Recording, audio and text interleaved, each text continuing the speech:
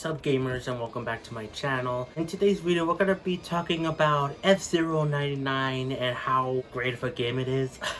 This is gonna be kind of sort of like a review slash my overall impressions with the game. I could have done like a first impressions video, but I kind of wanted to let the game sit for a little bit, let me play it for a little bit longer to form my full concise thoughts on it. And I have a lot of positive things to say. I recommend this game a lot. Again, it's basically free if you have Switch Online, so I recommend you guys try it out, even if you're a big F-Zero fan and you're hesitant, like, oh, they ruined the franchise, yada yada yada. I will talk about how that's not the case. So yeah, let's just get right into it. So when this game was first revealed in the Nintendo Direct, I was actually pretty excited. Well, one, because it's free game coming the same day as the Nintendo Direct. That's always a good thing, you know. Saddle drops are cool, but like when it's free, that's really cool. Because I'm very broke. But what's cool about this though is that it looked interesting from what we saw of the game, and I thought F-Zero fans would have been really happy that they're finally getting a new F-Zero thing. But lots of people were not happy, specifically F-Zero fans. Lots of them were saying how this looked like Nintendo spat in the face on the community, that they wanted a new game and they got this game instead. That kind of, at first glance, it seemed like very cheap, very, they're just using the SNES graphics to make like a sort of new game, but not really. That's what people thought. But I thought it looked cool when we first saw it.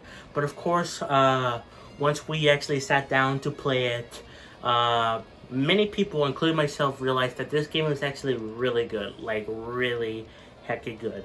And now I see more F-Zero fans and accepting the game, realize that this is actually a fun game, and that this is a good chance for F-Zero to get more fans, you know? Like, some people that were never F-Zero fans, i.e. me, became F-Zero fans because of this game, and that's really cool.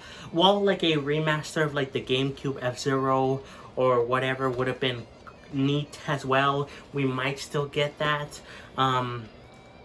But let's face it, guys, it wouldn't have done nearly as well as a free game that comes with Switch Online, you know. It wouldn't have done that well. At least with this game coming first, and we'll get more people more aware of F-Zero, and so they'll become more fans, and then they could go buy that remaster or whatever, or a new game, you know, that comes out in the future. But don't discredit this game. This game is still a really good game, and it is technically a new F-Zero game. Don't count it out on that. But yeah, I'm really happy people are more so accepting of this game for both F-Zero fans and non-F-Zero fans that became F-Zero fans because of this game. That's really cool. At first, I didn't really care about F-Zero. People were begging for like a remaster, new game, yada yada yada. But I've never played the games. Really, I played the SNES F-Zero a little bit. I don't even know for how long. It's been many years when it was added on Switch Online. But then I played F-Zero on the 64 Switch Online service, and I actually really did enjoy that, though I only played 2 hours of it, which is still a really good time for that game. I really did enjoy it, but it didn't really make me a big F-Zero fan. It just got me more interested in the series, but this game is really good. I've been playing it many different times now. I've done a couple streams on it. I played it a bunch on my own. It's really good, guys. This game has such a good way with being challenging yet fair, which I love when a game does this. Look, I'm not the biggest gamer in the world. Believe me, I suck at games, like a whole bunch. But I don't like games being too easy. Too easy is kind of makes it boring. To me, there has to be some level of challenge or nuance or something, you know. It can't just be brain dead easy. But also, if it's painfully hard, you know, I will never do it. But like F-Zero 99 had like the good balance of it's challenging. In fact, you could argue it's a little bit too challenging for most people, but you still don't feel discouraged from playing. It actually encourages you to keep going, because the way you get better is by learning more about the game, and like there's barely any luck involved in the game, unlike something with Mario Kart, where you feel like luck is like half of the game. The other half is skill, sure, but even if you're very skillful in Mario Kart, you can get screwed up and like fall in like last place or whatever. And that's why lots of people, including myself, to be honest, get mad at Mario Kart, because most of the time when something happens, it's not your fault. It's really unfair. That's kind of the fun in its own way. There's a type of place for those games, for sure. But I'm just saying that F-Zero fits a different mold. And this shows it, because it's very fun to still keep going, but to know that you're not really facing any luck at all. That's really cool. There is a tiny bit of, not really even luck, because you still have to work to get this, but there's a cool thing where you can get the kind of like a shortcut in the game when your yellow meter gets filled up to the max by collecting like these yellow dots that come around in the course from either the golden cars, or by hitting other opponents, or collecting those things that fall from people hitting other opponents, you know. So that's really good for people left behind in the back to catch up. But even then, they still have to work to get that, because they have to like maneuver to get those gold dots, you know. Lots of times I miss the gold car, I go past it, so that's annoying, you know. So you still have to have some skill in order to get those things. So that it like really balances out. There's like really no luck involved in this game, and that's really cool. Again, not saying Mario Kart is worse because of that. I'm just saying it's different, and that fits different people, and that's okay. But yeah, this game is like really addicting because of that, because you know there's no really luck involved. It's all you. So when you fail, you're like, oh, but I can do so much better. I know I can. So you're like, oh, let me go back to another race. You do worse, okay, let me try again. Or you do better, okay, I can keep going, you know. It's addicting, you know. Another part that's really addicting about the game is just the fact that it's gives you lots of rewards, you know. I had this big problem with Pac-Man 99, which is why I never played it besides the first time it came out, and why it's getting delisted in like very soon, like in the 6th of October, I think. But it's just the fact that there were no unlockables for that game. Tetris 99 has unlockables, though they technically have like a special event type things, where like a special theme comes out, which they're doing a Xenoblade 3 theme, which I will be getting. I'm really happy for that. But like that's the only unlockable that Tetris 99 has. But that's still cool. That gives an incentive to people to keep playing the game. People don't like to hear this, but if a live service type game has good reasons for people to come back, they will, you know. There's a reason why people want to make, or companies want to make live service games. There can be bad a lot of the time, for sure, but if it's done well, like Tetris, then they can succeed. F-Zero 99 has something similar. They do have like new things coming out every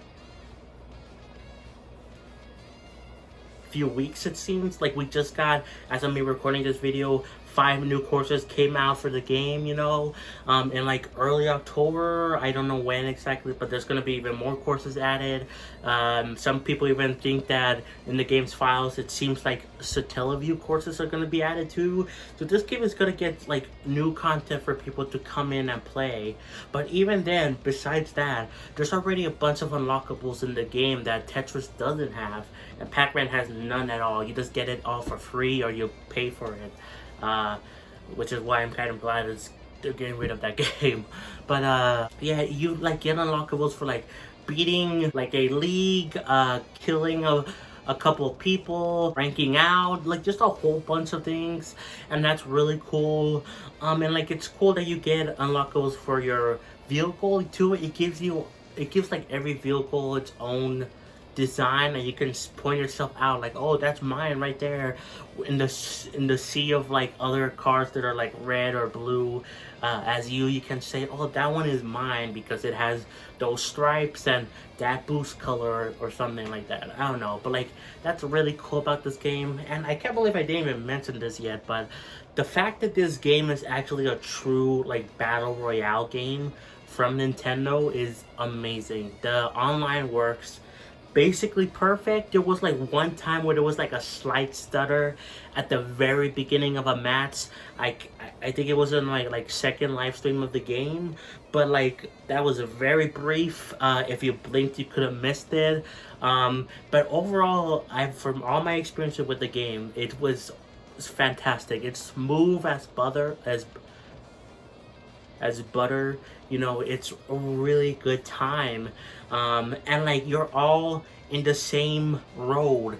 You're not all just going racing on your own and like you're sending things to other player screens, you know, like Mario 35, Pac-Man 99, Tetris 99, which I like Tetris 99, but it does have that not necessary problem, but like that difference, you know. It's still a good game, but like that's different than other battle royale games. But this one actually feels like a true battle royale game, again by Nintendo, where you're fighting against 98 other players in one area, and that's really cool. And it's so cool that it's all running very well.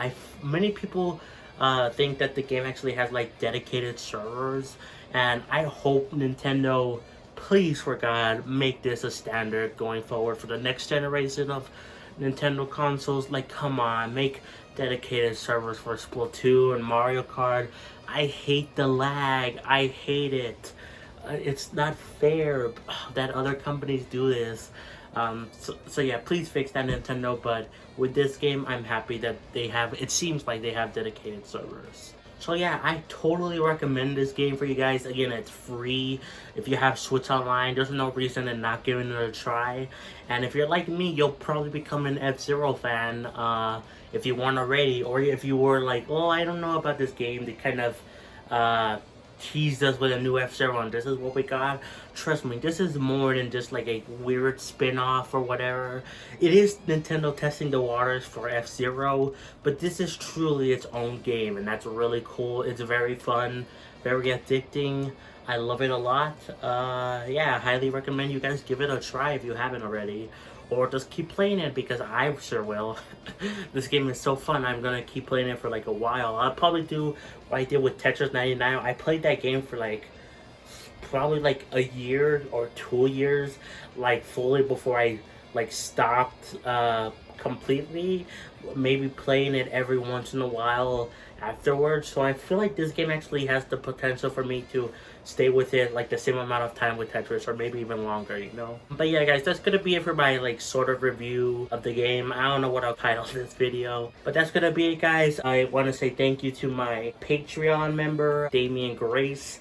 Thank you for the support, man. I forgot to shout you out in like 2 other videos. I have to remember to shout you out and anyone else that becomes a Patreon member. Going forward, I have to make sure, it's a promise, I will keep it, okay? But yeah, guys, that's it. Like, subscribe, play some Xenoblade, and I'll catch you guys next time for more. Peace.